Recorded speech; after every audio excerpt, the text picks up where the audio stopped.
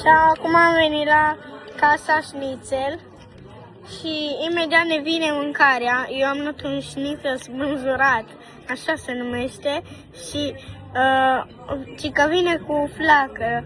Tati s-a luat un burger tot cu flacără și mama s-a luat ceva biluțe cu brânză în ele și un sos roșu, cică cele mai bune. Și vedem imediat când ne vine mâncarea, cum o să arăte de bine. E, tati? Da. Îi dau foc aici.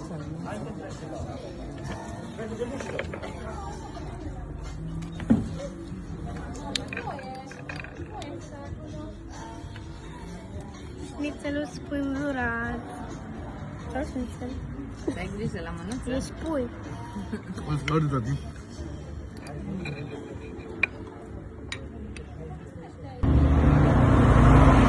Tati, vin și acum în mașină, tati. Vreau să-l prind cu el să îi închid ușa. Să vedem. Ești închis, papa!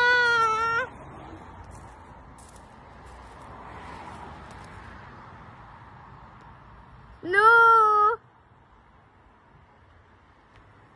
Hai să-l deschidem totuși.